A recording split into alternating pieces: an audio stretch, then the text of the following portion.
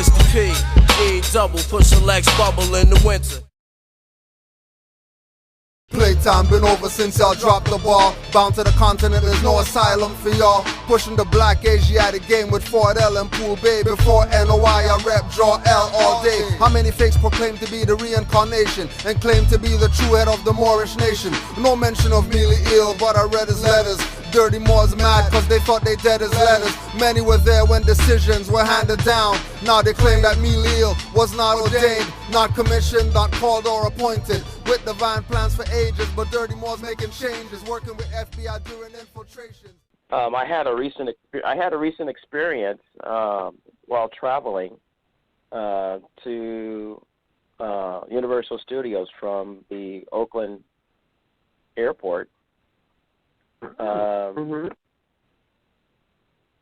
made the flight. It's just that TSA. In fact, in this particular part of it, the airline didn't even check my identification. I was traveling with my son, but TSA had me go through extra protocols, is what they said, because the identification didn't have their extra security mechanisms on it. He even said that he could have made this at home, but No, go ahead. You said extra security mechanism. Go ahead. I was wondering what that was. I don't know what he's talking about, but I even showed him the what is that? I'm sorry. I even showed him the U.S. Attorney, the nationality in the absence of a national identification card? Yeah. Yes, I showed him that, and he says, wow, I have to look that up. But I believe you, and they still had to go. Really? That's what he said. He said, wow, I have to look that up. Right, I'll trust you. We're just going to take you through the extra protocols, whatever, and I made the flight, and it was just weird that our travel issues is with TSA, not with necessarily at least for me, with the airlines. But maybe they're all working together, but I know I need to send a writ to TSA possibly in the future to just completely bypass them. And that was just an interesting experience, traveling with the family. I'm the only declared Moor, but I'm still a Moor, no matter what. That's right. So you did use your national identification card, and of course they might, like you say, take you through some extra measures. But I know some people who they don't take through extra measures. I guess it's who you have. But what? And you were able to fly on it, correct? Of course, yes. Yes. Yeah, that's happening a lot more now because now the interesting thing you said, and I think last week I mentioned this or the week before possibly, but I'll mention it again because I'll give that USC code that let me find it. I think it's 1508, but I don't want to say the wrong thing because that was a excellent example that I made as well. The last time I think we talked about it, it was a great example, and it's also an example of how some people may not comprehend what it actually says. That they'll rewrite past what it says and go straight into the other three. And look how they said it. They said commonly accepted identification. Now let me get it real quick. There we go. Here we go. I have found it, and I appreciate the sister Diane who sent this to me. But it, you can look it right up. She's doing her research, that's sure. And it's U.S. Title 18 USC 1028, and it says Section 1028 of Title 18 designates three special non-federal identification documents and gives them preferred treatment. Now listen closely to the next line. These three documents, in the absence of a national identity card, in the absence of a national identity card, are the prime means by which an individual can establish his identity. And then they call it, it's just common use. Why? Because if you don't have a national identification card, then all of these things apply. But if you have a national identification card, then they don't apply, right? So that's right. Now the question is, exactly. And I have a question. Sure. I have a question. Sure. Did you have to swipe your nationality card to do anything? You know what?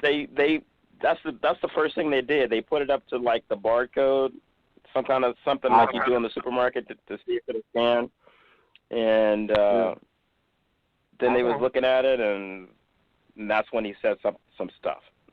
And but anyway, yeah, that's to answer the question. They tried it, but there was no hindrance, because there was no hindrance due to you not having a barcode, though. Right. There was no, not that part. No. Yeah. Okay. And you had to bring that up because that's another thing that's all in the air right now. And I get the email, and I'm sure people talk with you. I think you had to put something up about that. And it's like in the air right now.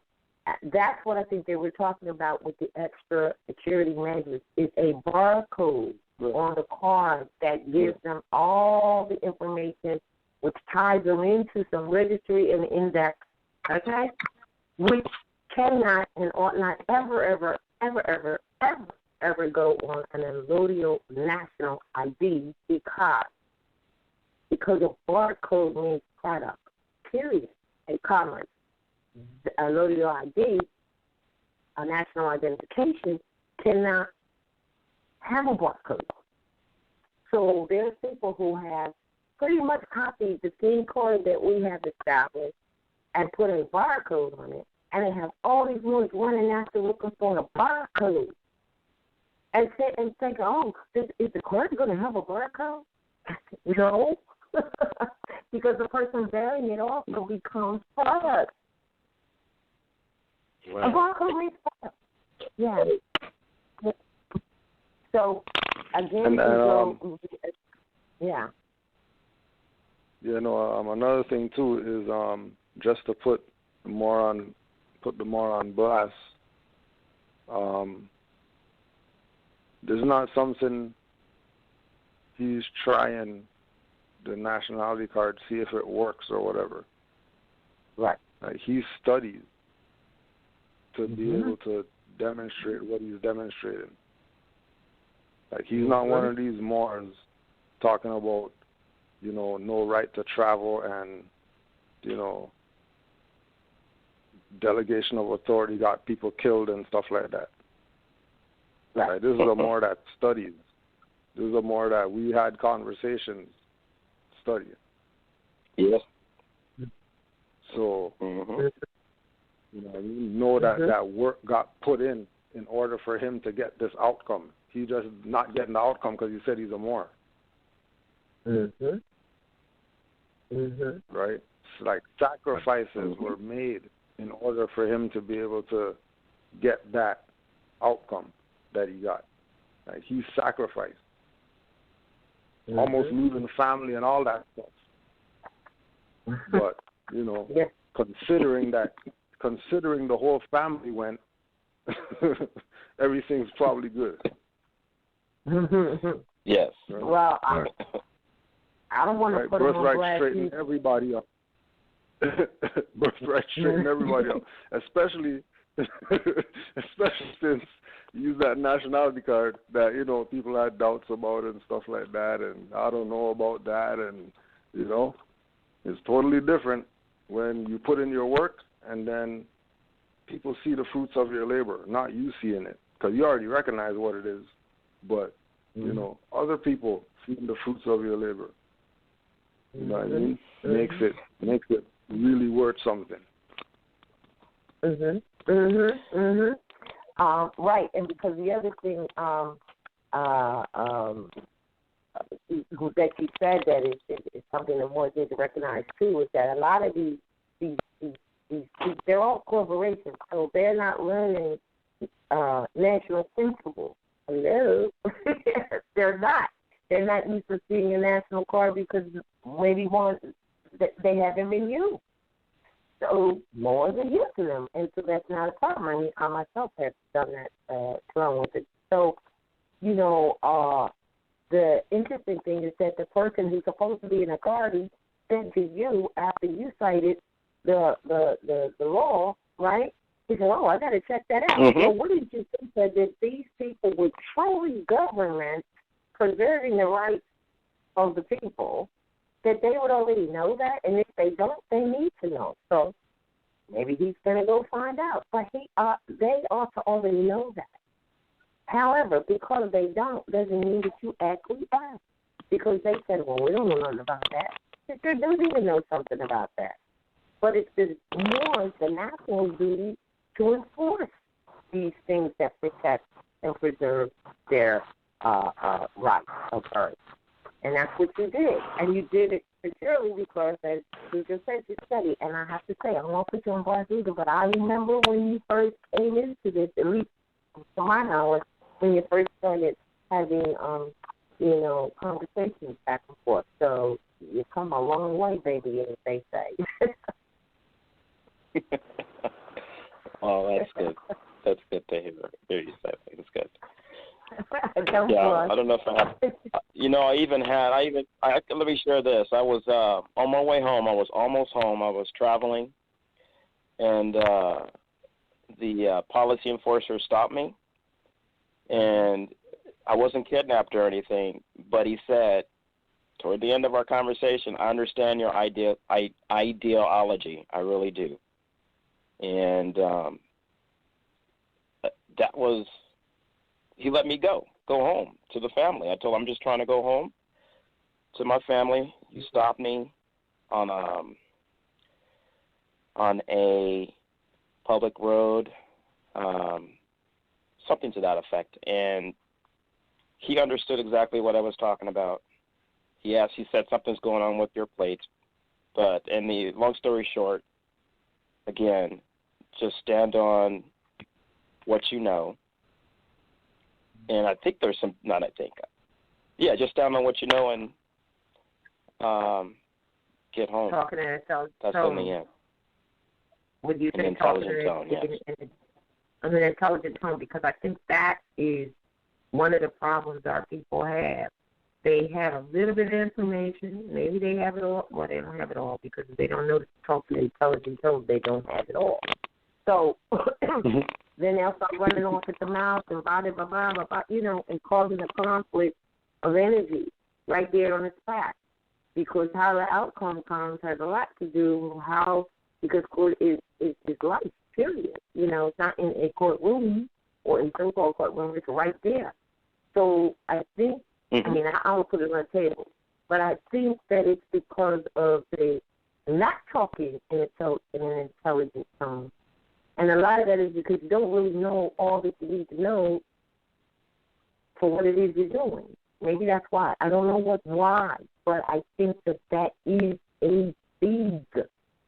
From what I hear from people who share their experiences such as what you're doing, I found that the one key in it all for those who have quote-unquote success, if you will, doesn't mean that always happens because there's some rogues out there. I think that's changing and getting a little less, but a lot less. But the intelligent tone situation, because they're hearing about, just like the TSA guy said, well, I didn't know anything about that law. Well, you do now, or you need to, or you will, And I think that's it. It's the manner in which you handle the situation sometimes, most of the time. Although that's not always the case, because like I said, especially if you go down in certain places in the South, or they don't have to be in the South because they are losing their foothold. They know it's just about over. You know what I mean? And they got some resistance, but for the most part, you know, that's great. Islam. Mm-hmm. Peace and love to all. Peace and love. All right. Islam. Islam. All right, we have this person. Oh yeah, and quick disclaimer.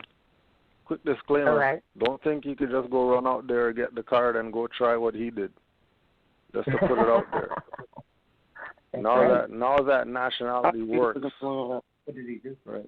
Now that nationality cards work, don't be going out there, go rushing to go get a card, to go try, go on a plane because you have to visit your uncle in Germany or something.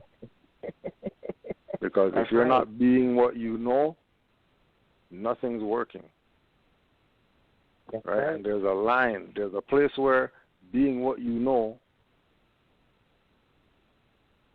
is there's a place that where you know and exercising meets up and everything works with no problem. As soon as you start teetering on either side of not knowing or whatever, then stuff starts not working because you're falling off of the routine or the rhythm. Mm-hmm. Right? What you know is a rhythm that you get yourself on. Mm-hmm.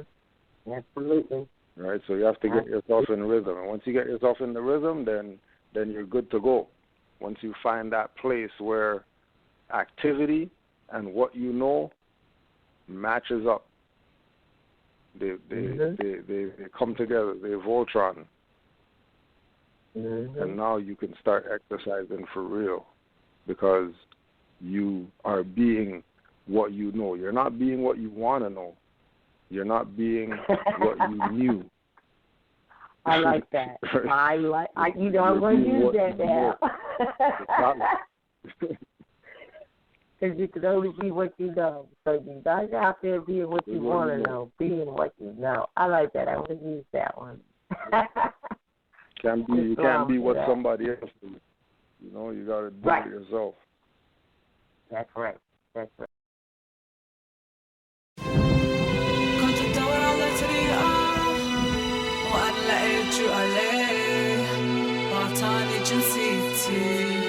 ورجعني لوحدي كنت ادور على طريقة وأنا لقيت شو عليه أعطاني جنسيتي ورجعني لوحدي. I was searching for a better way and then I found you عليه. He gave me nationality and brought me back to reality. I was searching for a better way and then I found you, Ale. He gave me nationality and brought me back to reality. I was searching for a better way. I found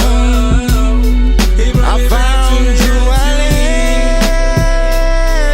And he saved me, Drew Ale. He brought me back to and I was searching for a better way and found Drew Ale. He gave me nationality. He brought me back to reality.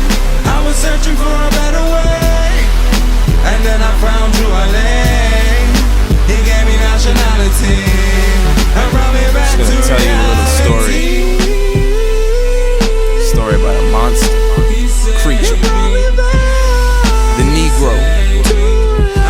Negro is the most deceptive creature on the planet.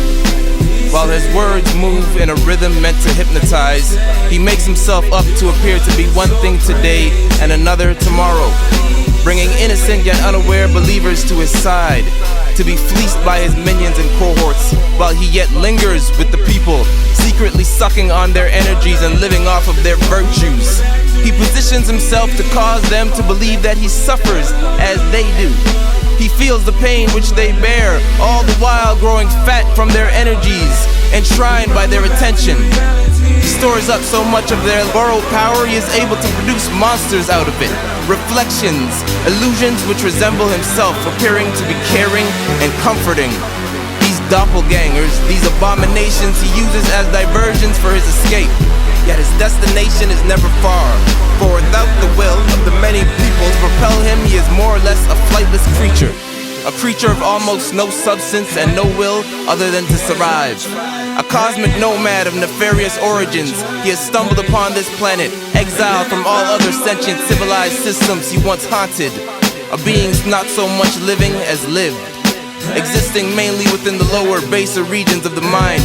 Partial to no particular environment, complexion, or political system, he is a bounty hunter. A mercenary who subcontracts his work to willing yet unaware volunteers who forfeit their true profits to him. To the victor go the spoils, but to the Negro goes a more lively and valuable treasure. Like a leech, he grows off of the lifeblood of the living, infecting others and leading them to an existence of the same. An existence that projects scarcity where there is abundance, fear where there is love, and darkness that can only pretend to cover the light. Honors to the Prophet Noble Drew Ali for leading us out of the darkness and into the marvelous light, and for reminding us that we are not Negro, black, or colored, but Moors. Much more. Much more. Much more.